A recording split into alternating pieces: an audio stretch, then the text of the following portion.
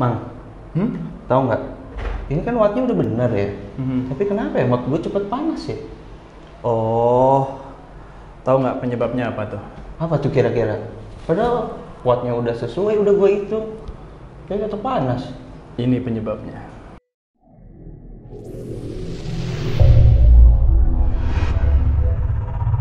VWS, Vape with Sharing. Oke, assalamualaikum warahmatullahi wabarakatuh. Kita sekarang balik lagi di Vape with Sharing. Nah, sekarang gue sedang ditemani oleh sama yang punya tempat nih ya, Mas Adit dari Preva. Nah, sekarang itu kita akan jelas mungkin lebih arahnya ngobrol-ngobrol tentang baterai ya, Mang. Ya. Kira-kira apa aja yang akan kita bahas? Ya. Langsung aja ya. Stay tune. Tahu nggak penyebabnya apa tuh? Apa tuh kira-kira? Padahal wattnya udah sesuai, udah gue hitung. Kayaknya tetap panas. Ini penyebabnya. Baterai. Iya. Jadi baterainya, Mang. Kok bisa? Bukan VTC-nya ya.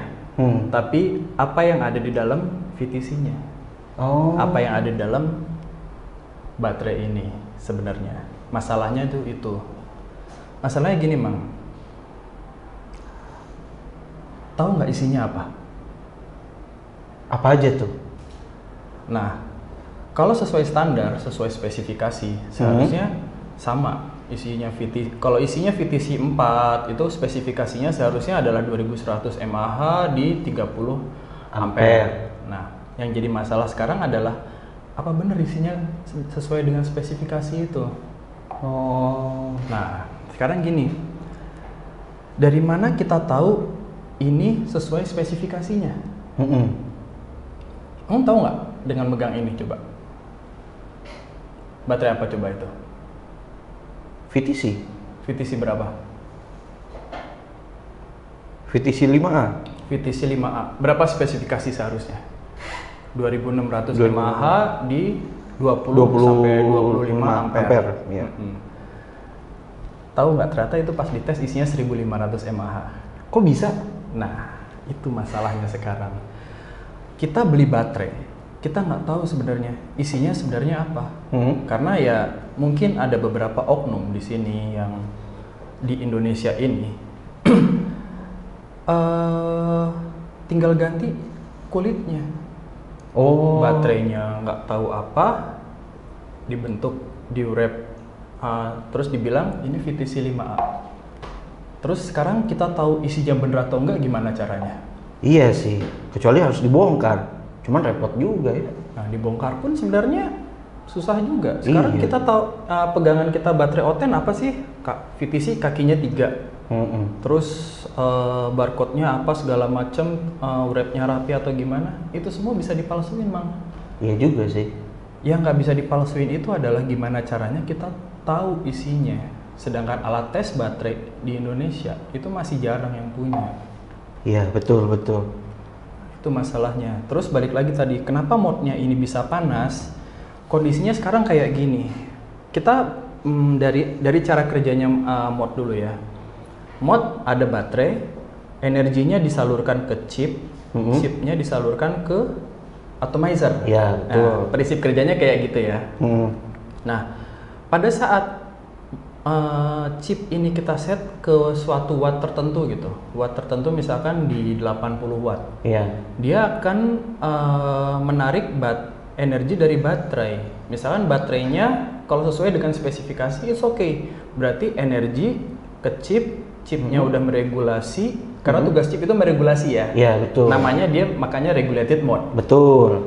Dia sudah meregulasi di chipnya, sesuai regulasi yang di chip itu regulasikan, energinya disalurkan ke atomizer. Iya. Yang jadi masalah sekarang pada saat power dari baterai tidak sesuai regulasi chip. Iya, Nah, betul. chip itu nanti akan meregulasi. Jadi misalkan ampernya kurang, dia akan ngambil dari baterai yang satunya lagi. Iya. Nah, itu pekerjaan yang berat untuk sebuah chip. Iya. Nah, dia pada saat kita tekan, dia akan meregulasi lagi. Itu adalah sebuah pekerjaan untuk chipnya. Jadinya overload. Nah, pada saat kita udah pemakaian makin lama, si chipnya itu pekerjaannya berat dan dia Betul. makin panas lama-lama. Oh. Nah, itu makanya pentingnya kenapa kita harus tahu baterai yang kita gunakan itu sesuai dengan spesifikasi atau enggak. Iya, betul betul. Nah, sekarang gimana caranya kita tahu baterai ini sesuai dengan yang kita butuhkan atau enggak sih?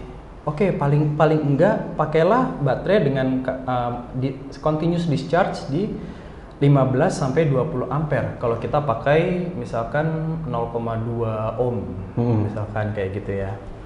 Nah, 0,2 ohm itu bakal di 80 watt dia akan membutuhkan kira-kira 15 ampere baterai. Iya. Kalau baterainya di bawah 15 itu otomatis dia akan mengambil meregulasi. Nah, itu chipnya akan bekerja keras di situ. Itu PR-nya si chipnya. Pada saat baterainya tidak teregulasi dengan benar, baterainya tidak memenuhi spesifikasinya, chipnya akan bekerja keras terus. Ambil energi baterai sini, di manage lagi, akhirnya chipnya panas. Di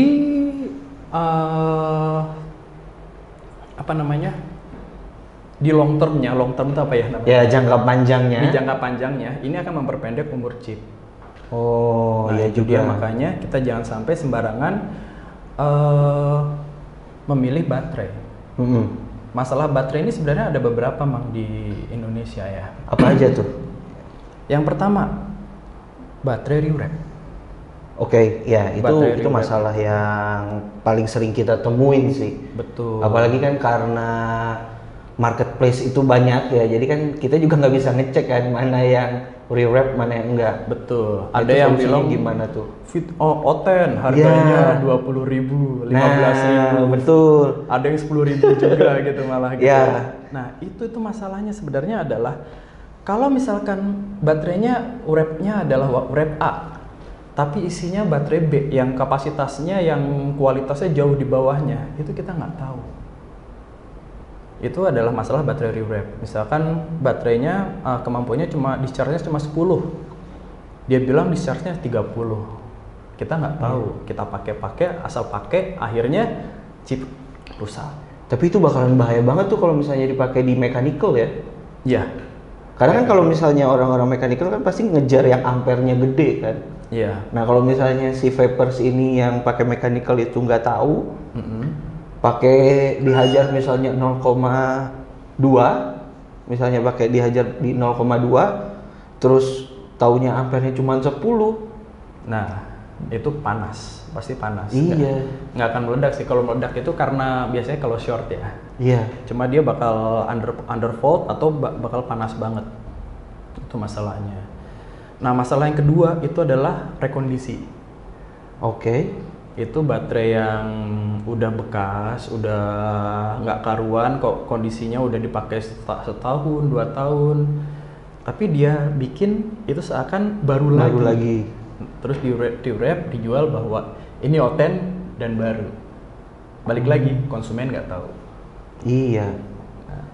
Yang ketiga adalah baterai clone atau baterai yang benar-benar nggak sesuai spesifikasi. Itu saya baru nemuin beberapa. Jadi setengah dari baterai ini, kan baterai ini isinya adalah ada mangan, ada litium, ada lapisan karbon. Iya, ada lapisan karbon. Diisi sebagian Oh, sisanya apa tuh? pasir. Pasir. Kenapa Biar- diisi pasir cuman? Biar kelihatan, biar terasa ini berat. Oh, biar mengesankan kan katanya kalau misalnya yang asli, yang kualitasnya bagus itu compact. Iya, betul. Oh, dia ngejar ke situnya. Iya, karena pasir lebih murah daripada karbon. Iya sih, betul sih. Jadi orang bukan beli baterai, beli pasir. Jadi serasa toko material ya. Tinggal beli semen, beli rangka, udah bangun gedung. Iya, ngumpulin dari baterai tapi. Nah, kayak gitu masalahnya. Ini adalah sebenarnya adalah masalah PR ya di industri kita sih, Mang, menurut saya ya. Jadi gimana caranya konsumen ini nggak selamanya di posisi yang dirugikan, karena mereka nggak tahu loh. Mereka nggak tahu bukan mereka sih, kita kadang nggak tahu apa yang kita beli, dan itu sebenarnya kayak judi. Iya, betul juga. Gitu. Karena kan sejauh ini juga rata-rata produk yang ada di sini itu nggak ada, bukan nggak ada sih, tapi belum semuanya ada after salesnya. Betul. Atau enggak ya ibaratnya kayak tempat curhatnya yang memang bisa menangani si produk ini gitu. Kalau misalnya ada apa-apa, orang kan pasti ngejarnya ke misalnya distributor tunggalnya atau misalnya tempat curhatnya itu gitu, service center lah. Betul. Nah, cuma kan masalahnya beberapa produk masih belum ada nih. Nah, kira-kira solusinya gimana sih, Mang? Oke, pertama gini, bukan cuma masalah tempat curhat ya, Mang ya, bukan cuma tempat garansi. Oke, kita garansikan nggak apa-apa. Tapi yang pertama gini, bisa nggak si brand ownernya itu membuktikan dulu bahwa yang dia jual ini benar-benar sesuai spesifikasi yang dia tuliskan. Yang pertama itu dulu. Oke, misalkan dia berkata bahwa baterai yang saya jual adalah 3000 mAh. Dia bisa membuktikan dulu nggak? Iya. Oke, setelah dia bisa membuktikan, dia adalah brand owner yang setengah bertanggung jawab.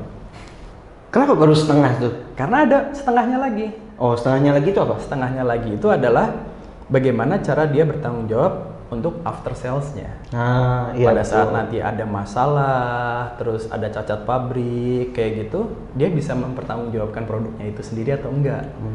Bisa ngehandle Betul. permasalahan itu. Iya. Oh, ibaratnya bisa mensolusikan lah ya. Misalkan saya mau baru beli gitu ya, pas dipakai pertama kali waktu baru beli, oke, nyala enak nih. Tapi ternyata baru 3 hari nggak bisa dicas. Nah, bingung nggak kalau konsumen kayak gitu terus nggak ada tempat garansinya? Iya. Nah, itu yang harus kita pertimbangkan juga untuk memilih baterai. Betul. Ya. Nah, ini bukan cuma jualan ya. Yang masukkan itu ke pertimbangan teman-teman sebenarnya untuk memilih sebuah produk, bukan cuma baterai, tapi mod atau pot gitu. Pilihlah sesuatu yang bisa dipertanggungjawabkan, entah itu dari awalnya, yaitu menjelaskan spesifikasi dan kualitasnya. Yang kedua adalah after sales-nya. Iya. Jangan sampai kita jadi konsumen yang terus dirugikan oleh brand owner. Terus kan tadi udah ya dari efek baterai yang misalnya clone atau misalnya rewrap gitu. Ke mod itu kan apa tadi udah dijelasin. Nah, sekarang kalau misalnya ini masih banyak yang bingung kalau misalnya ngecas baterai itu kenapa sih harus di charger eksternal? Oke, gini. Jadi kita balik dulu ke cara kerja casnya dulu ya. Kalau kita cas di mod itu kita akan colokin ke lubang USB ini kan ya. Iya. Energi masuk ke chip, dia meregulasi, dan energi yang udah diregulasi itu masuk ke dalam baterai. Oke. Yang jadi permasalahan sekarang adalah tegangan listrik, Man.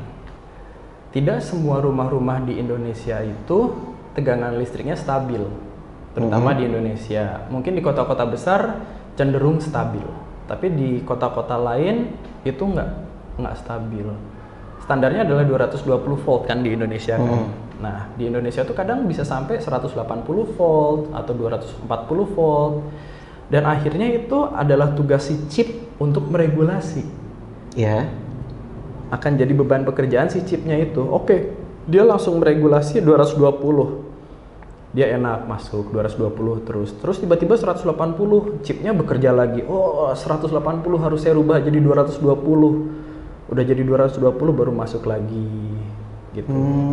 Masuk ke sini. Nah, akhirnya si chip itu bekerja keras.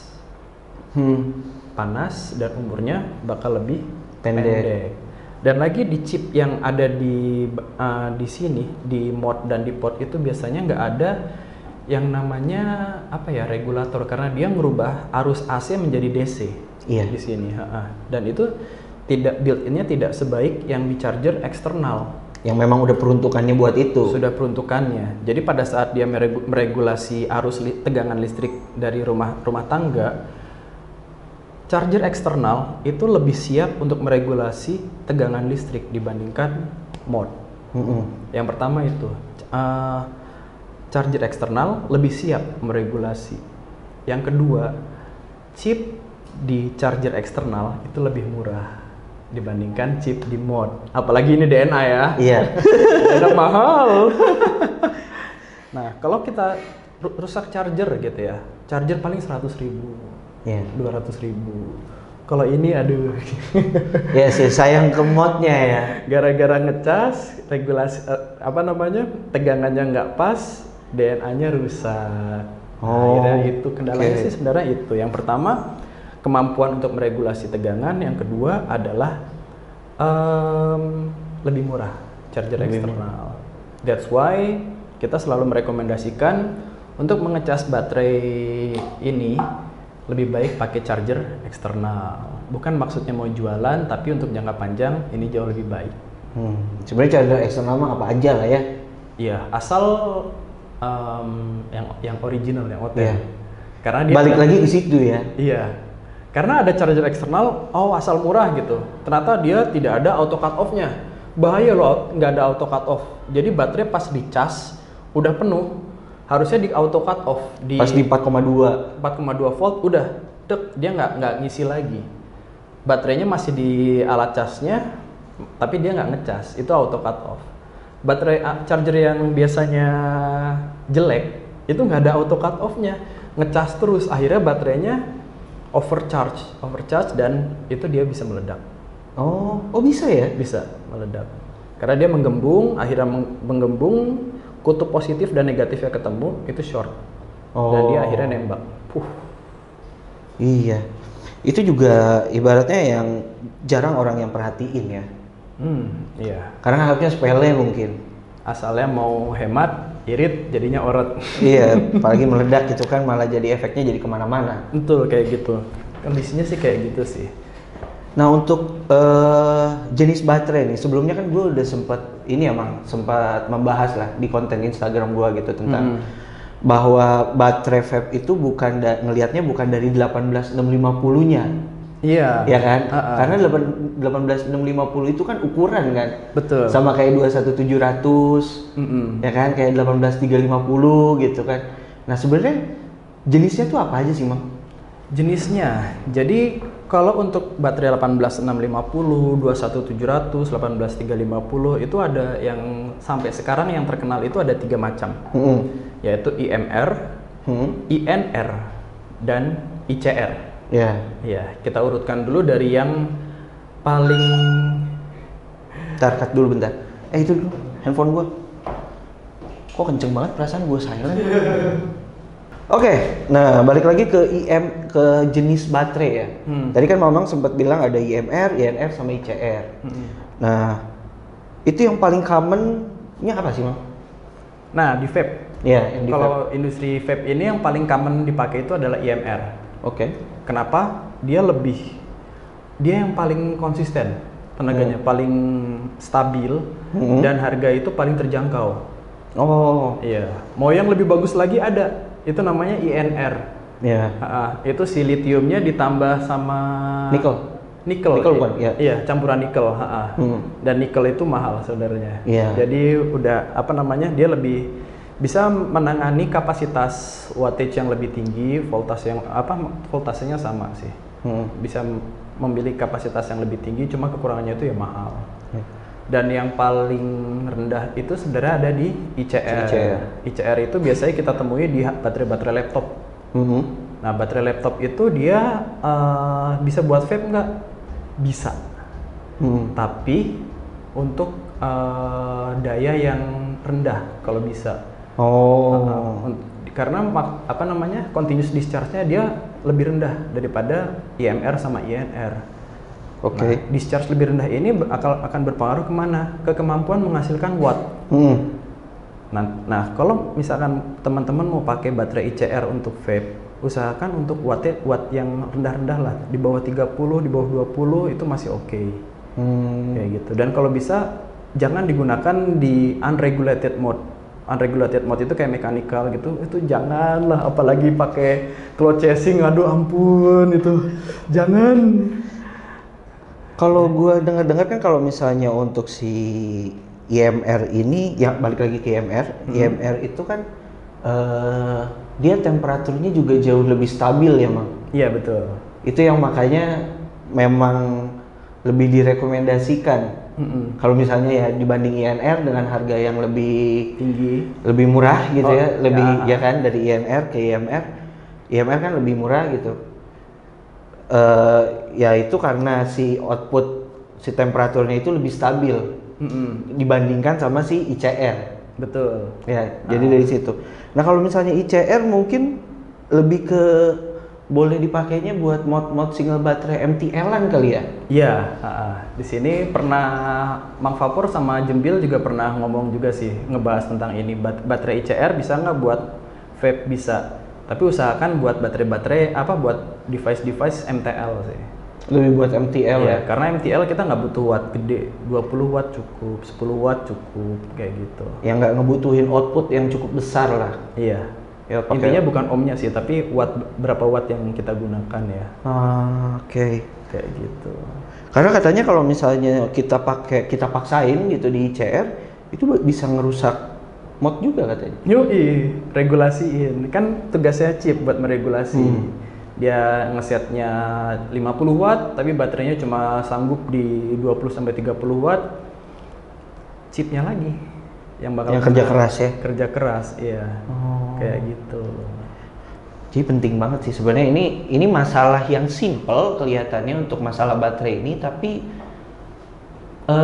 ini adalah kunci kalau kata itunya ya. Iya. Jadi ini adalah kunci buat kita bisa vaping lebih aman, lebih nyaman gitu. Iya. Karena balik lagi sih, konsep awal vape ini adalah harmless reduction. Ya. Mengurangi resiko.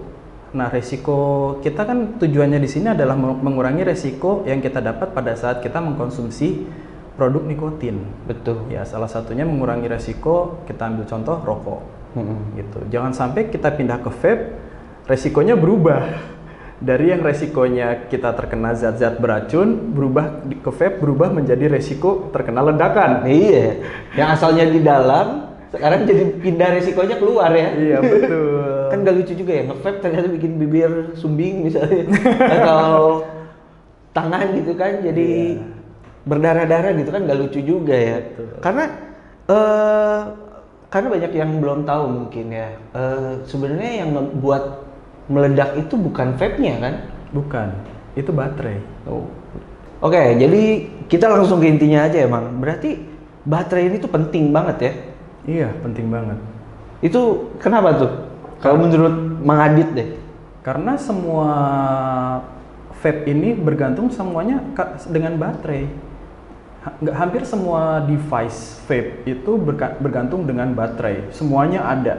Dan kita harus tahu apa yang kita pakai sebenarnya. Jangan sampai kita tahu kita gunakan baterai tapi kita nggak tahu isi baterainya ini apa. Iya. Jangan sampailah tujuan kita kan di vape ini adalah harmless reduction ya, mengurangi resiko yang kita hadapi saat mengkonsumsi nikotin. Bukan nikotin, rokok kali ya? Iya, konsumsi nikotin. Iya. Karena kita mengkonsumsi nikotin. Nah, di rokok itu sebenarnya ada resiko kita terpapar zat-zat beracun. Cara mengurangi resikonya gimana? Dengan produk-produk harmless reduction. Salah satunya adalah vape. Iya. Ya, jangan sampai risiko di rokok ini bukan berkurang, tapi berganti dengan risiko yang lain. Contohnya adalah risiko meledak. Ya sih nggak lucu juga ya, misalnya kita ditulis gitu kan di boxnya gitu kan, rokok elektrik menyebabkan bibir doer kayak gitu kan nggak lucu ya? Ya kayak gitu, itu bener juga sih. jangan sampai lah, sayang kita sayang sama industri inilah, jangan sampai kayak gitu ya. Intinya sih kayak gitu. Nah, nanti juga teman-teman di sini juga tolong mulai aware juga sama produk-produknya, bukan cuma baterai tapi semua produk yang teman-teman gunakan. Prinsipnya adalah ketahui produk apa itu yang teman-teman beli. Yang kedua adalah apakah ada after sales-nya, karena tidak selamanya produk yang kita beli itu langsung pasti bener gitu. Resiko itu ada gitu. Nah, buat teman-teman di rumah, kalau misalkan ada pokok-pokok bahasan yang ingin diketahui atau pengen kita bahas secara mendalam, tulis aja di kolom komentar ya. Ya benar. Jadi kalian tinggal tulis aja apa sih yang mau di-sharing, ada permasalahan apa sih. Nah, kalian boleh curhat-curhat tuh di kolom komentar. Oke, Bang Aldi, karena tidak ada salahnya untuk tahu lebih dengan Vape with Sharing. Oke, sekian untuk video hari ini. Terima kasih yang sudah menonton. See you di next episode. Bye-bye. Ciao.